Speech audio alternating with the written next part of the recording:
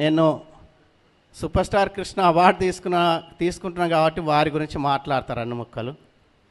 వారు సినీ రంగం ఒక తేనె మనసుతో స్టార్ట్ చేసిన తను.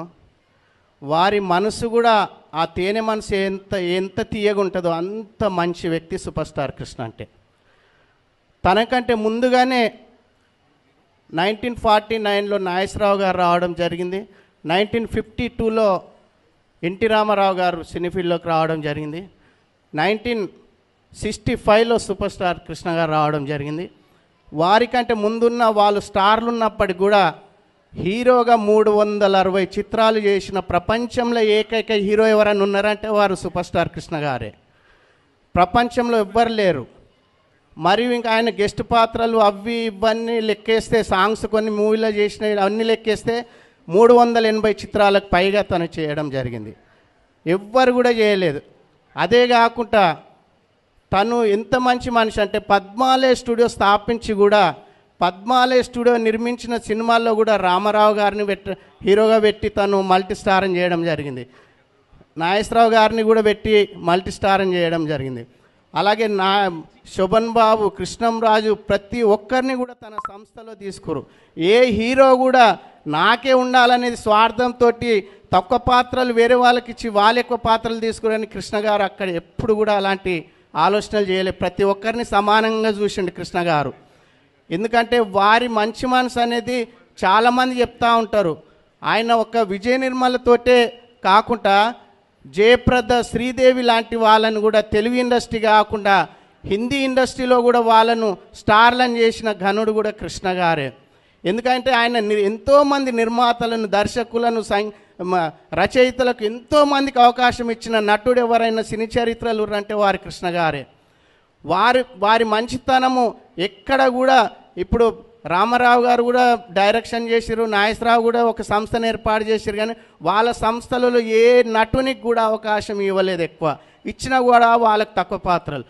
కృష్ణ గారు అలా కాదు. రామారావు, నాగేశ్వరరావు, శోభన్ బాబు, కృష్ణంరాజు కాకుండా చంద్రమోహన్, మురళీమోహన్, మోహన్ బాబు వీళ్ళతో కూడా మల్టీ స్టారం చేయడం జరిగింది. ఎందుకంటే ఎక్కడ కూడా ఆయన ఒకరికి అవకాశం ఇస్తురంటే, ఒక చిరంజీవి గారితో కూడా ఎక్కడైనా అవకాశం ఇస్తురంటే వారి పాత్ర ఎక్కువన్నా కూడా తోడు దొంగలో చిరంజీవి గారిని తీసుకోవడం జరిగింది. అయితే ఒక సైకిల్ మీద వాళ్ళు ఒక సాంగ్ మీద వెళ్తూ ఉంటే ఏంటంటే చిరంజీవి గారు చేతులు వదిలేసి సైకిల్ అయితే అతనికి పాత్ర మరి ఎక్కువైపోతుంది. అలాంటి ఎన్నో చేసినామండి, కుర్రాడు కదా ఉండని చేయని మనం చేసి ఎప్పుడో వదిలేసినాం. మనం కోసాడు తను సినీ ఫీల్డ్కి రాకముందు 20 ఏళ్ళ ముందే నేను గుర్రం పైన సవారీ చేసిన, కానీ అండ్ అనేసి వాళ్ళని కూడా ఎంకరేజ్ చేసిన నటుడు అంటే కృష్ణ గారు ఒక్కరే. మనం సినీ చరిత్ర చదివితే మాత్రము చాలామంది ఎవరైనా తెలుగు సినీ ఇండస్ట్రీకి 2 కళ్ళు అక్కినేని ఎన్టీ రామారావు గారు, అక్కినేని నాగేశ్వరరావు అంటారు, కానీ ఆ కనిపించని 3వ కన్ను శివుడిదే సూపర్ స్టార్ కృష్ణ గారు. మీరు చరిత్రలు చదవండి, తెలిసిపోతుంది. ఎందుకంటే సినీ ఇండస్ట్రీకి డెవలప్మెంట్ చేసింది ఎంత, ఒక గుడిచారిగా, ఒక కౌబాయిగా, ఆయన ఒక 70 mm ఆయన ఎన్ని చిత్రాలు చేసినా కూడా డెవలప్మెంట్కే చేసిండు. ఆయన స్వార్థం కోసం ఎక్కడ చేయలే.